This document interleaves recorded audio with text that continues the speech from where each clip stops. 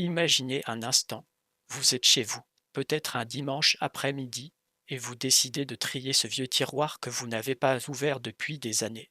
Sous un tas de papier jauni, de boutons, de manchettes rouillées et de pièces sans intérêt, votre main rencontre une pièce plus lourde que les autres. Elle est argentée, large, presque majestueuse.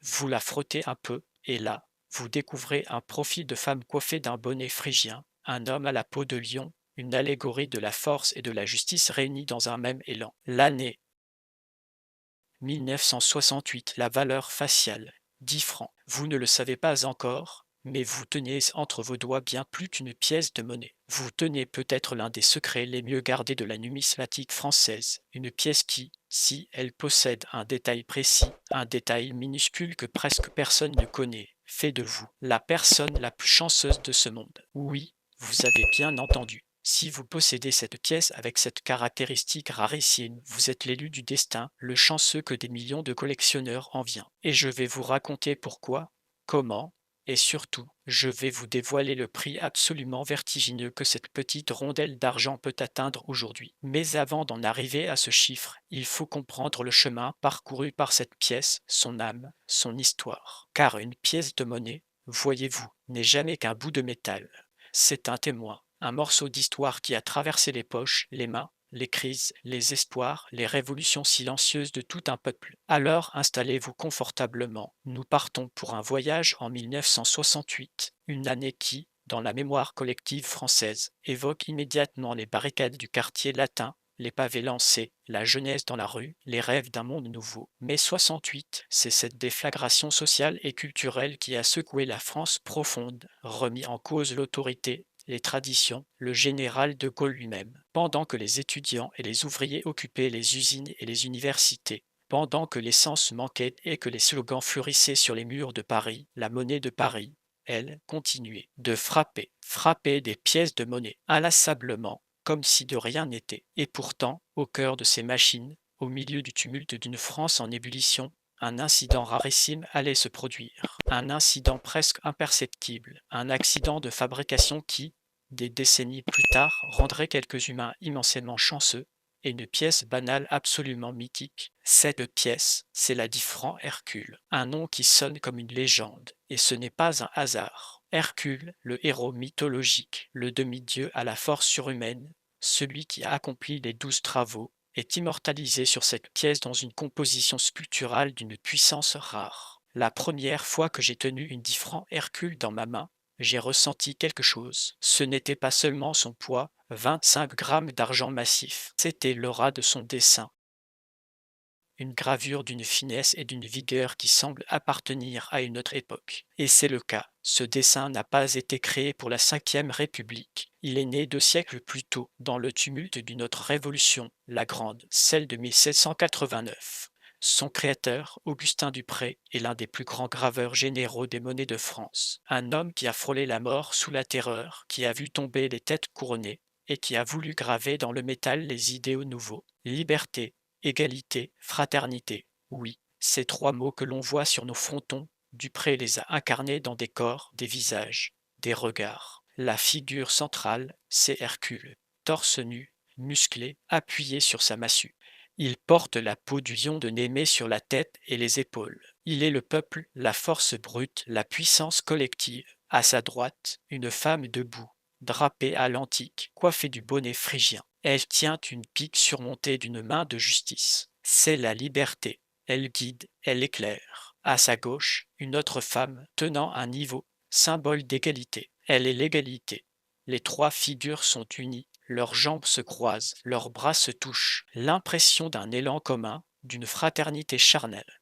Autour d'eux, l'inscription liberté, égalité, fraternité. C'est une composition magistrale. Ce type monétaire, que l'on appelle Hercule ou type Dupré, a été utilisé pour la première fois en 1795 sur les pièces de 5 francs de la Première République. Puis il a ressurgi sous la Deuxième République en 1848 et de nouveau sous la Cinquième République à partir de 1965 avec la 10 francs, puis la 50 francs Hercule en 1974, et même des pièces commémoratives. Modernes, c'est une image qui a traversé les siècles. Elle est le symbole vivant de la République française. Mais ce qui nous intéresse aujourd'hui, c'est précisément cette pièce de 10 francs dans cette année charnière de 1968, une année pleine de bruit et de fureur, mais aussi une année où des phénomènes extrêmement discrets se sont produits dans les ateliers monétaires. Pour bien comprendre le caractère exceptionnel de ce qui va suivre, il faut que je vous décrive la pièce normale, celle que des milliers de Français ont pu avoir dans leur porte-monnaie à la fin des années 60. La 10 francs Hercule, c'est une pièce en argent titre 900 millième, c'est-à-dire qu'elle contient 90% d'argent pur. Son poids est de 25 grammes, son diamètre 37 millimètres. Une pièce imposante, la plus grande pièce d'argent couramment circulante en France à cette époque. Elle est bien plus lourde que nos pièces actuelles.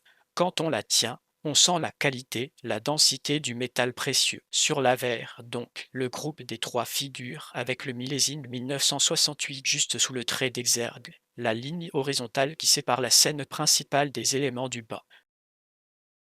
On trouve aussi, en tout petit, la signature du graveur Dupré gravée sur l'exergue, et de part et d'autre du millésime, on aperçoit deux marques discrètes, la corne d'abondance, marque de l'atelier de la monnaie de Paris, et le hibou, qui est le différent du graveur général de l'époque, Raymond Joly. Ces petites marques sont une véritable signature. Le hibou, notamment, est une merveille de détail. Sous une loupe, on distingue parfaitement l'oiseau, les ailes repliées, le regard fixe. C'est un élément capital pour authentifier la frappe de 1968 à Paris. Sur le revers, une couronne formée d'une branche de laurier et d'une branche de chêne nouée par un ruban. Au centre, la valeur faciale, 10 francs sur deux lignes, et tout autour, la devise républicaine liberté, égalité, fraternité. En bas, à l'extérieur de la couronne, le petit A pour l'atelier de Paris, et parfois des détails spécifiques selon les années. La tranche de cette pièce, c'est-à-dire son épaisseur, le bord extérieur, est normalement strié. On dit une tranche cannelée, de fines stries régulières. C'est le standard pour ce type de pièce. Si vous en prenez une en main aujourd'hui,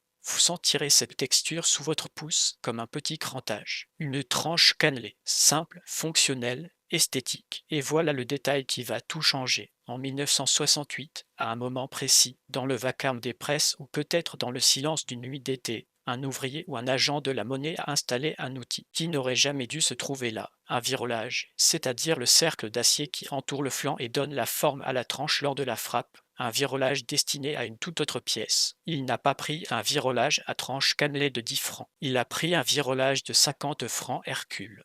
Oui, cette même pièce, mais en plus grand format. Et quelle est la particularité de la 50 francs Hercule? Sa tranche n'est pas cannelée, elle est inscrite. La tranche de la 50 francs Hercule porte, en relief ou en creux selon les années, la devise liberté, égalité, fraternité en toutes lettres. Imaginez la méprise, un flanc de 10 francs, plus petit, placé dans un cercle prévu pour une pièce plus large, avec une inscription en creux à l'intérieur de ce cercle. Lorsque la presse, d'une puissance colossale, s'abat sur le flanc, l'argent se dilate, il vient épouser le virolage, et au lieu d'une jolie cannelure, la tranche de la pièce reçoit, en incrustation, les mots sacrés de la République. La pièce est ainsi frappée avec une tranche fautée, une tranche B au lieu d'une tranche A. Le résultat, une chimère, une pièce hybride, un 10 francs Hercule 1968 avec la tranche de la 50 francs Hercule, un ovni numismatique, une création qui n'aurait jamais dû exister. Combien de pièces ont été frappées ainsi? Les registres officiels disent zéro. Le hasard en a décidé autrement. Quelques-unes. Les experts estiment aujourd'hui qu'il en existerait 2, 3, peut-être 4 exemplaires au phonetics connus à travers le monde. Certains parlent de 5 maximum. C'est une rareté absolue, une erreur unique dans l'histoire monétaire française moderne. Et le plus fou, le plus vertigineux dans cette histoire, c'est que cette erreur n'a pas été détectée immédiatement, ou du moins pas de manière systématique. Les pièces ont été mises en circulation. Elles sont passées de main en main dans les boulangeries, les bars tabac, les cinémas. Des gens ordinaires ont payé leur baguet ou leur paquet de gaulois avec un trésor sans le savoir. Et cela veut dire quoi, je dis encore? Peut-être l'une de ces pièces d'or dans une vieille boîte à chaussures dans le fond d'une malle de grenier, ou pire, circule encore chez un marchand de journaux qui n'y prête pas attention. Si vous avez cette pièce, vous êtes la personne la plus chanceuse de ce monde, je ne le répéterai jamais assez. car la probabilité de la trouver est infinitésimale. Mais elle existe, et cette idée, cette possibilité folle, c'est ce qui fait battre le cœur des collectionneurs et des rêveurs. Pour comprendre pourquoi cette erreur est si précieuse, il faut parler de la frappe monétaire en 1968. La monnaie de Paris, installée quai de Conti, fonctionnait alors avec des presses mécaniques d'une force inouïe. Chaque flanc vierge, découpé dans des bandes d'argent laminées, était introduit manuellement ou semi-automatiquement dans la presse. La pression pouvait atteindre des centaines de tonnes. La moindre poussière, le moindre défaut de réglage, et la pièce présentait une anomalie. Mais changer un virolage, c'est une opération volontaire, délibérée. Le virolage, ou bague de frappe, est cette pièce maîtresse qui contient le flanc latéralement et imprime la tranche. Les virolages sont marqués, identifiés. Comment un virolage de 50 francs a pu se retrouver sur une ligne de production de 10 francs? Plusieurs hypothèses circulent. La plus plausible est celle d'une production expérimentale, un essai, réalisé avec les moyens du bord et qui n'aurait jamais dû quitter l'atelier. Peut-être un essai de tranche pour tester un nouveau concept.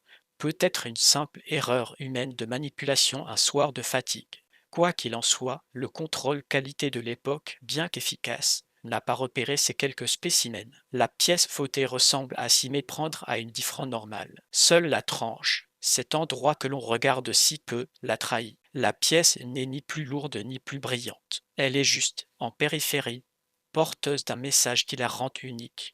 Au fil des décennies, la 10 francs Hercule 1968 classique est devenue une pièce de collection appréciée. Il s'en est frappé plusieurs millions d'exemplaires cette année-là, plus précisément un peu plus de 3,9 millions, avec des variantes de différents selon les lots. La cote de la pièce normale en état courant oscille entre 15 et 30 euros aujourd'hui, guère plus. Un peu d'argent métal, un peu d'histoire, mais rien d'exceptionnel. Pourtant, au sein de cette masse, la version fautée à tranches inscrite est un Graal. Son existence a longtemps été confidentielle, chuchotée entre numismates avertis. Puis, au début des années 2000, des expertises approfondies et des découvertes fortuites sont permis d'authentifier formellement quelques spécimens. Et chaque fois qu'un de ces exemplaires refait surface, c'est un séisme dans le monde des collectionneurs. Le prix s'envole, parce que posséder cette pièce, ce n'est pas seulement avoir une rareté, c'est détenir un morceau d'histoire de France, une anomalie qui raconte une époque, une erreur humaine devenue. Œuvre d'art maintenant, je veux que vous vous mettiez dans la peau d'un chercheur de trésors. Vous avez peut-être une pièce de 10 francs Hercule 1968 chez vous. Comment faire pour savoir si vous êtes le chanceux, l'unique, le miraculé? C'est très simple. Sortez la pièce, prenez-la entre le pouce et l'index. Regardez d'abord l'avers. Vérifiez bien le millésime 1968, la corne d'abondance et le hibou. Si le hibou est absent et remplacé par un dauphin, par exemple, il s'agit d'une autre année ou d'une frappe différente, pas celle qui nous intéresse. Ensuite, retournez la pièce et observez la tranche. Pas la face, pas le revers, mais la tranche. Si vous voyez de fines stries régulières, c'est la version normale. Vous pouvez la ranger avec un sourire, elle veut son pesant d'argent et un peu plus pour sa valeur historique, mais elle ne vous rendra pas millionnaire. En revanche, si au lieu des stries, vous distinguez une inscription gravée, incuse, régulière, qui court tout le long du bord. Et si vous parvenez à lire, en tournant la pièce, les mots magiques liberté, égalité, fraternité, alors là, votre cœur peut s'emballer. Vous venez de trouver l'exception, mais attention, méfiez-vous des faux. Oui, car une pièce qui atteint de telles sommes attire forcément les faussaires. Dans les années 1970 et 80, des petits malins ont tenté de recréer cette erreur en limant la tranche de pièces normales et en gravant manuellement les lettres. Ces contrefaçons, bien que parfois naïves, peuvent tromper un œil non averti. Alors, comment distinguer une vraie erreur de frappe d'une imitation? Plusieurs indices sont capitaux. D'abord, l'inscription authentique est parfaitement régulière, profonde, avec des caractères d'imprimerie nette. L'usure même doit être homogène avec le reste de la pièce. Une gravure faite à la main montre presque toujours des irrégularités, un espacement variable, un alignement imparfait. Ensuite, une authentique tranche fautée et frappée dans la masse lors de la dilatation du métal. Cela signifie que la pression a légèrement modifié la périphérie du listel. Sur une pièce authentique, on peut parfois observer un très léger décalage, une amorce de la cannelure originelle si le virolage fauté n'a pas totalement effacé le crantage, parce que le flanc était déjà ébauché ou pour d'autres raisons techniques. Enfin, L'expertise par un professionnel reconnu est indispensable. Des organismes comme le département des monnaies et médailles de la Monnaie de Paris ou des cabinets d'expertise indépendants peuvent analyser la pièce, vérifier les matrices, les coins et certifier. Et l'authenticité. Ne vendez jamais, ne vous emballez jamais avant d'avoir cette certification en main. Elle transformera votre trouvaille en or. Vous vous demandez peut-être pourquoi cette erreur suscite un tel engouement. Après tout, d'autres pièces sont des erreurs, des flancs décentrés, des doubles frappes, des légendes manquantes. Mais la tranche fautée de la 10 francs Hercule 1968, c'est un autre niveau. C'est une erreur de conception, de protocole qui touche à l'identité même de la pièce. La tranche est son troisième côté, celui qu'on oublie, et quand elle se met à parler, elle raconte une histoire d'humain, de machine, de destin. Et puis, il y a l'aura de l'année 1968. Les collectionneurs ne sont pas seulement des amateurs de métal. Ils sont amateurs d'histoire. Et l'histoire de 1968 est une des plus vibrantes du X siècle. Cette pièce, frappée au cœur du cyclone, est comme un paradoxe temporel. L'ancien, le mythe d'Hercule, la révolution de Dupré, rencontre le moderne, les pavés de mai. Elle contient toute la France, sa tradition républicaine, sa capacité à se soulever, à se réinventer, et aussi ses failles, ses erreurs de parcours qui deviennent des légendes. Laissez-moi vous raconter une anecdote qui circule dans le milieu feutré des collectionneurs. Un jour, un monsieur d'une soixantaine d'années pousse la porte d'une boutique numismatique à Lyon. Il tient une vieille boîte en fer, de celle qui contenait des biscuits, remplis de pièces héritées de son grand-père. Parmi des Napoléons, des écusses, des semeuses, une pièce attire l'œil du négociant. Il la saisit, regarde la date, 1968, il la soupèse, puis, comme par réflexe, il passe l'ongle sur la tranche. L'ongle accroche des lettres. Le commerçant, un vieil expert aux doigts jaunis par l'argent et le temps, devient blanc. Il repose la pièce et dit au monsieur d'attendre. Il appelle un confrère, puis un autre. La pièce est expertisée, le bruit se répand. Cette pièce, héritée du grand-père cheminot, était l'une des fameuses 10 francs Hercule à tranche fautée. Elle est aujourd'hui dans un coffre. Le monsieur a vu sa vie changer. Il n'a pas été question de vente aux enchères hâtives, de spéculation vulgaire, non. Il a été approché par les plus grands musées, par des fonds d'investissement en objets de collection. Mais surtout, il a été, l'espace de quelques jours, l'homme le plus chanceux du monde, parce qu'il avait sous la main, sans le savoir depuis 40 ans, un fragment de destin. D'autres histoires comme celle-ci, il y en a très peu, mais chacune est une pépite.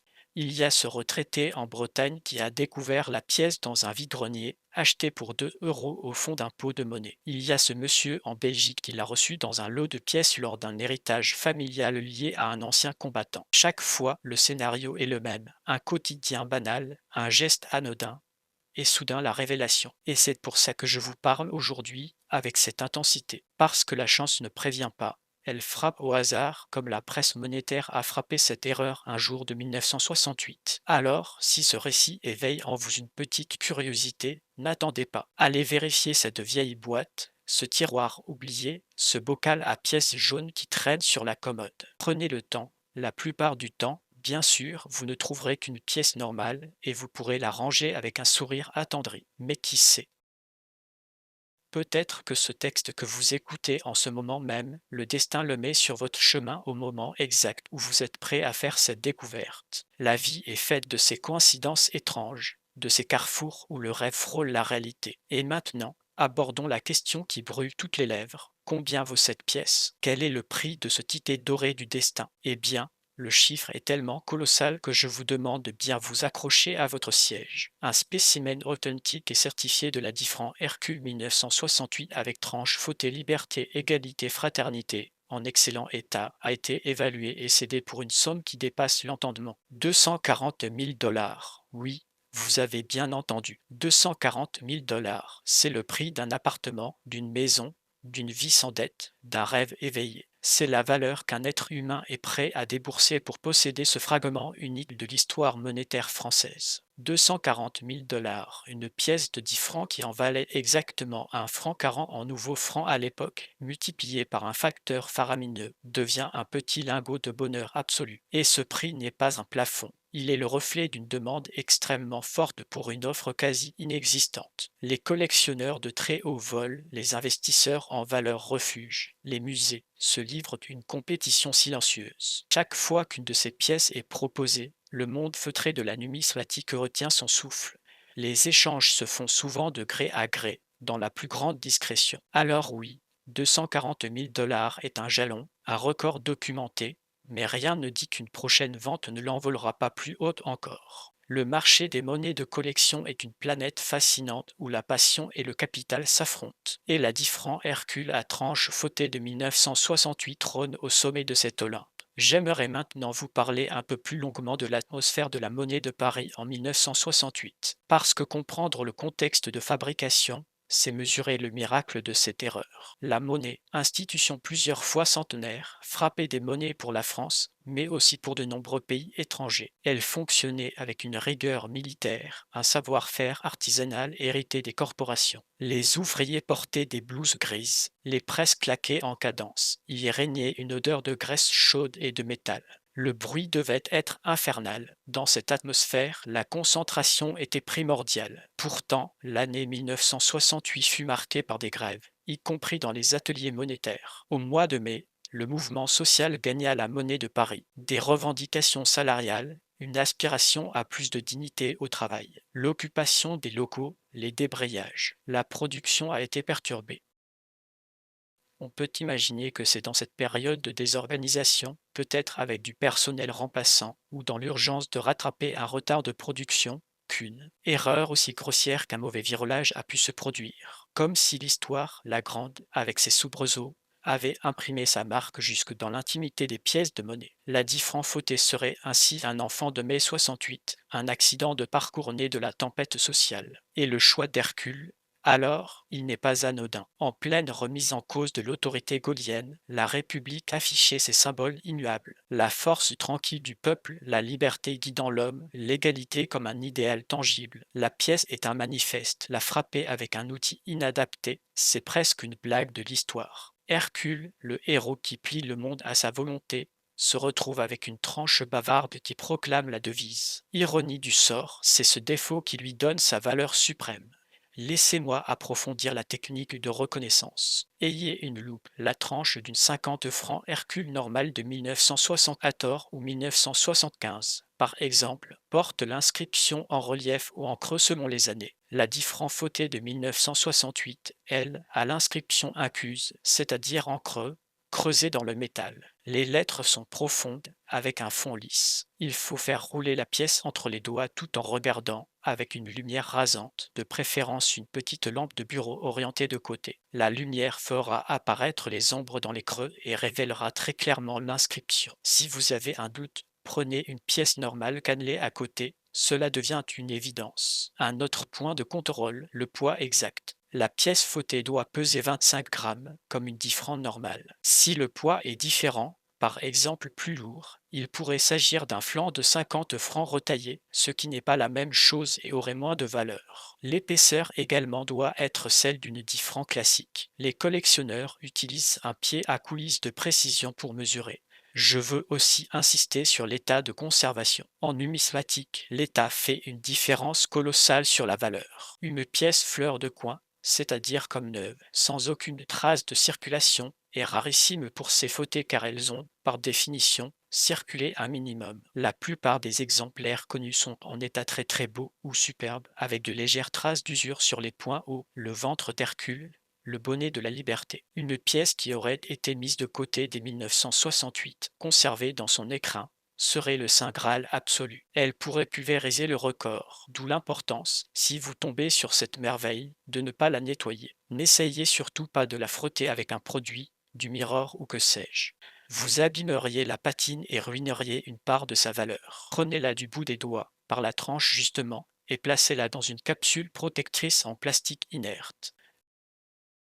Parlons des autres caractéristiques de la 10 francs Hercule 1968 qui peuvent attirer votre regard, mais qui ne sont pas l'erreur ultime. Il existe des variantes de différents, je l'ai mentionné, le hibou de Raymond Joly est le différent courant. Mais en 1968, justement, il y a des sous-types. Certains coins portent un hibou avec les ailes déployées, d'autres un hibou aux ailes repliées. Les collectionneurs les collectionnent, mais cela n'atteint pas des sommes extraordinaires. Il y a aussi des pièces avec de légers défauts de frappe, des coins cassés, des chiffres du millésime un peu mous.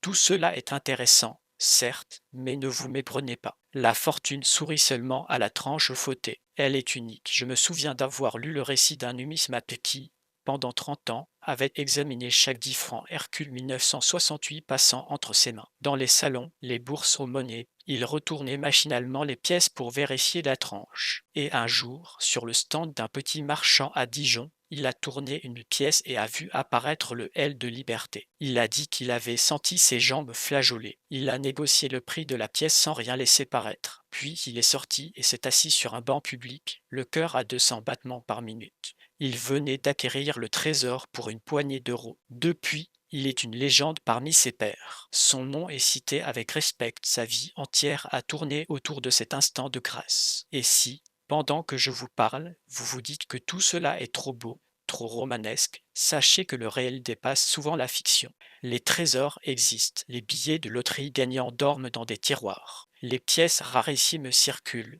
Dans le monde, combien de vieilles pièces de 10 francs Hercule traînent encore? On estime qu'il en reste des centaines de milliers dans les foyers français, conservées sans y penser. Et parmi celles-ci, une, peut-être deux, attendent qu'un regard s'arrête sur leur tranche. C'est un jeu de piste à l'échelle du pays. Un jeu dont le gros lot est la liberté financière. Je voudrais évoquer ici une notion importante, celle du trésor national. La France a une législation sur les découvertes monétaires. Si vous trouvez une telle pièce dans votre grenier, elle vous appartient puisqu'elle fait partie de vos effets personnels hérités. Mais en cas de découverte fortuite dans le sol, la loi est différente. Ceci dit, la plupart des pièces fautées connues proviennent de collections familiales. Vous êtes donc parfaitement dans votre droit. Et vous pourrez, avec le certificat d'expertise, la vendre à qui vous voulez, en France ou à l'étranger. Le marché est mondial. Des collectionneurs américains, asiatiques, suisses sont prêts à tout pour mettre la main sur ce Graal. Maintenant,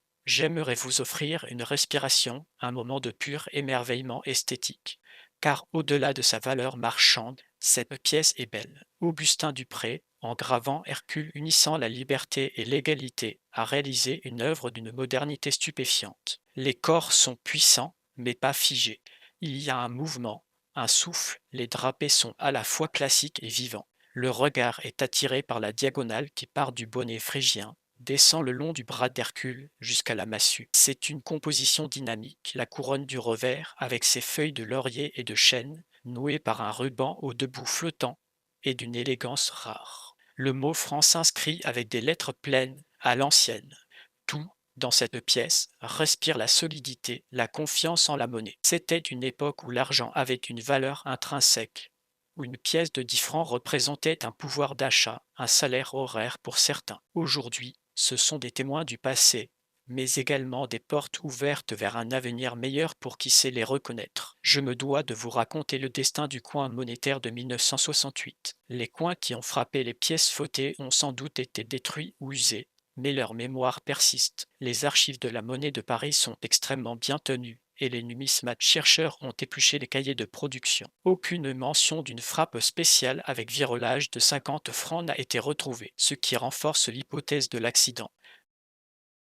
Parfois, le mystère est plus beau qu'une explication rationnelle, et ce mystère alimente la légende en parlant de légende. Il existe des rumeurs, des histoires que l'on se raconte le soir dans les clubs numismatiques. Certains affirment qu'un ouvrier de la monnaie aurait volontairement créé ces pièces fautées pour les offrir à ses enfants. D'autres murmurent qu'elles seraient des essais officiels volés avant destruction. D'autres encore pensent qu'elles ont été commanditées par un haut dignitaire de la République. Mais aucune preuve. La version accidentelle est la plus crédible, la plus poétique aussi. Un moment d'inattention, un éternuement de l'histoire, et voilà un objet qui défie le temps. Pour les plus techniques d'entre vous, sachez que le flanc des 10 francs Hercule était préparé par laminage, découpage, recuit, puis frappe. La dureté de l'argent à 900 millièmes est suffisante pour que la tranche conserve le marquage pendant des décennies. Sous un fort grossissement, on peut observer la structure métallique et la manière dont les lettres ont été écrasées ou non. C'est une science quasi médico-légale.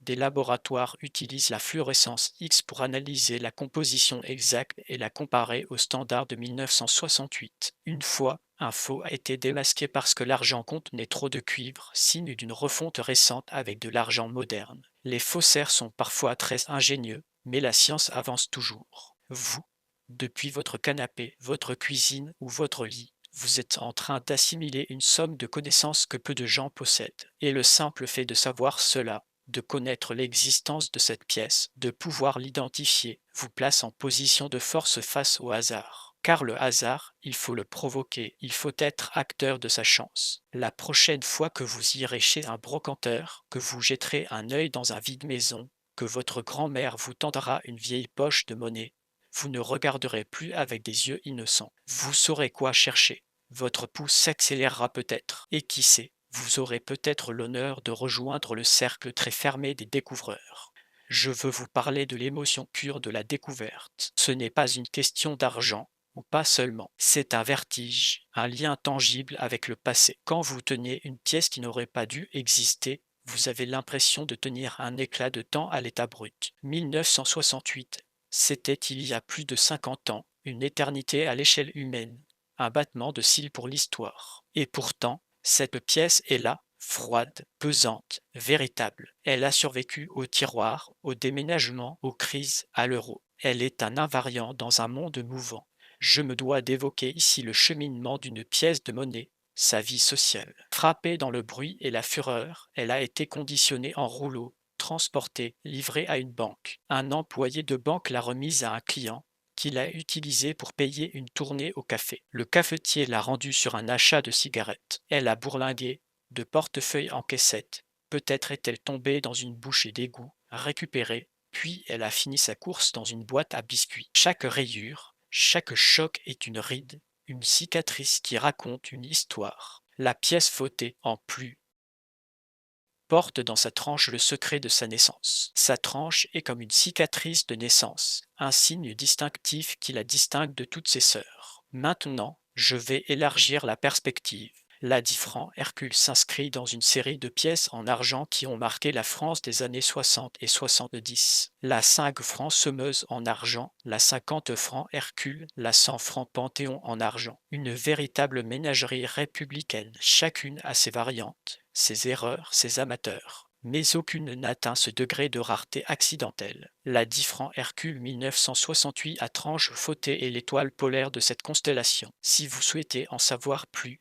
si vous avez été piqué par le virus de la numismatique, sachez que le savoir est votre meilleur allié. Lisez des ouvrages de référence comme le Franc de Daniel Dio, le Franc Poche, les catalogues annuels de cotation. Rejoignez des forums, des groupes d'échange. Vous y trouverez une communauté de passionnés extrêmement accueillante, des experts prêts à vous aider bénévolement à identifier une pièce. Mais surtout, gardez toujours votre trouvaille secrète tant qu'elle n'est pas expertisée, pour éviter les convoitises et les mauvais conseils. Revenons au cœur de notre sujet, cette pièce que vous avez peut-être en votre possession en ce moment même. Vous avez écouté son histoire, vous avez compris sa valeur. Vous savez que votre vie pourrait basculer. Je veux que vous visualisiez ce que représente 240 000 $. Une somme qui peut effacer des dettes, financer un projet de vie, des études, un voyage au bout du monde, une retraite paisible anticipée. Et tout cela tient dans une pochette de 4 cm de diamètre. C'est proprement incroyable. L'échelle de valeur est totalement déconnectée de l'objet physique. C'est une magie moderne, une alchimie du marché de la rareté. Au moment où cette vidéo est diffusée, il est possible que, quelque part, quelqu'un s'apprête à jeter un vieux pot de monnaie à la poubelle sans même regarder. Ou pire, à l'apporter à la banque pour le déposer dans une machine qui va la détruire ou l'avaler pour la recycler. Chaque fois que j'y pense, j'ai un frisson, car une partie du patrimoine numismatique français disparaît peut-être en cet instant précis, par ignorance. Votre connaissance d'aujourd'hui peut sauver un trésor. Vous pourriez être le gardien, le sauveur, puis le bénéficiaire de ce miracle. Je vais à présent insister sur une technique d'observation qui peut tout changer. Munissez-vous de votre téléphone, activez le mode lampe de poche et tenez la pièce entre deux doigts, la tranche orientée vers la lumière. Faites-la pivoter lentement devant la source lumineuse, en filmant si besoin. Vous verrez alors avec une clarté stupéfiante la présence ou l'absence de l'inscription.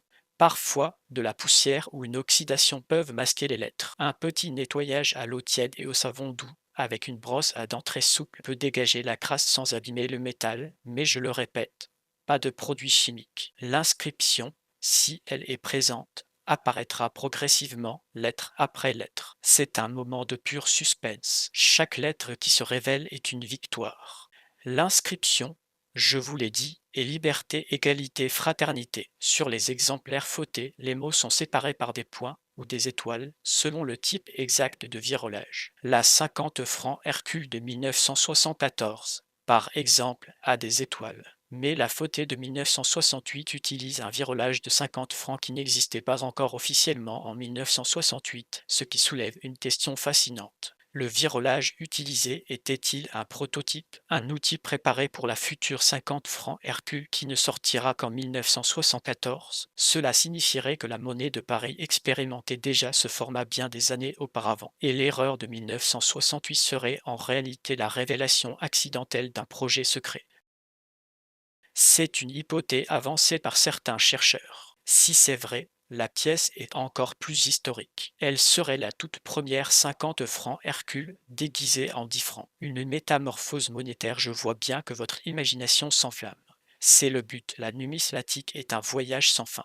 Chaque pièce est une porte. La 10 francs Hercule 1968 normale est une porte sur la France de Gaulle, sur l'argent métal. La fautée est une porte sur un univers parallèle, où les erreurs deviennent des chefs-d'œuvre. Si vous avez le moindre doute sur une pièce, photographiez-la sous tous les angles, tranches comprises, avec une bonne lumière. Envoyez les photos à un expert, à une association numismatique, mais jamais, au grand jamais, ne l'expédiez par la poste sans assurance, sans l'avoir confiée physiquement à un professionnel de confiance. La pièce, une fois identifiée, doit être protégée comme la prunelle de vos yeux. Je vais maintenant vous révéler un autre secret, un détail que très peu de gens connaissent, même chez les collectionneurs avertis. Il existe, en marge de la fautée majeure, une autre anomalie potentielle liée à la tranche. Certaines 10 francs Hercule 1968 présentent une tranche cannelée, mais avec un espacement irrégulier ou des stries interrompues. Ce sont des défauts de virolage usés. Ces pièces, bien que moins spectaculaires, sont également recherchées par les amateurs de curiosité. Mais elles ne se vendent pas 240 000 $, plutôt quelques centaines d'euros. L'important est de savoir faire la différence. L'inscription complète liberté, égalité, fraternité en creux et le Graal, l'unique, l'incomparable. Je pourrais vous parler encore des heures, de la passion des Japonais pour les monnaies françaises, de l'émergence des pays du Golfe comme acheteurs de raretés, des collections royales qui possèdent peut-être en secret un de ces exemplaires. Le marché est un théâtre d'ombre et les plus belles pièces se déplacent dans la plus grande confidentialité. Le chiffre de 240 000 $ n'est que la partie émergée de l'iceberg, la valeur publique attestée. Dans une vente privée, les protagonistes ne divulguent jamais le montant exact. Il pourrait être supérieur, c'est dire l'incroyable puissance de ce petit disque d'argent. Prenez un instant pour laisser infuser tout cela. La France, 1968, les pavés, les rêves. Hercule, la liberté, l'égalité. Dupré, le génie. Raymond Joly, le graveur général au hibou. La corne d'abondance qui promettait la prospérité. Et un jour, un virolage de 50 francs posé par mégarde qui donne naissance à un mutant immortel. Un mutant qui est aujourd'hui votre potentiel ticket pour une nouvelle vie. Je tiens à vous remercier d'avoir pris ce temps, d'avoir absorbé cette histoire, d'avoir enrichi votre savoir. Si cette vidéo vous a captivé, c'est que vous êtes sensible à la poésie des choses, au pouvoir des symboles. Gardez cette sensibilité, c'est elle qui vous permettra, un jour peut-être, de remarquer l'anomalie, le détail qui change tout. N'hésitez pas à partager ce récit autour de vous, à vos proches, à vos amis qui pourraient avoir des vieilles pièces sans le savoir. Vous pourriez être le messager qui change une vie, car la chance, ce n'est pas seulement recevoir, c'est aussi donner l'information qui déclenchera la découverte. Laissez-moi vous emmener une dernière fois au plus profond du métal. L'argent de cette pièce a peut-être été extrait des mines du Pérou, fondu, raffiné, transformé en flanc. Il a traversé l'océan, les mains des ouvriers, les presses, pour finir dans la poche d'un étudiant qui allait aux barricades ou d'un commerçant qui servait des cigarettes. Il a absorbé les vibrations de l'histoire, et dans sa tranche, il cache un code, une signature qui n'est autre que la devise même de la France. Comme si le pays tout entier s'était glissé dans ce bord pour dire « Je suis là, souviens-toi ». C'est d'une beauté à couper le souffle. Alors, si vous avez cette pièce, vous êtes la personne la plus chanceuse du monde. Ce n'est pas une figure de style, c'est une réalité mathématique, historique, humaine.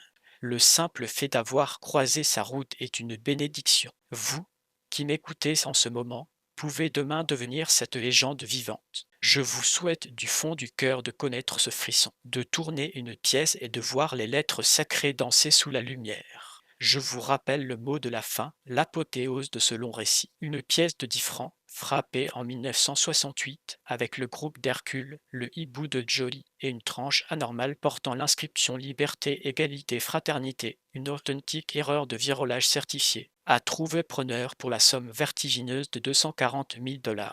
Alors ouvrez l'œil.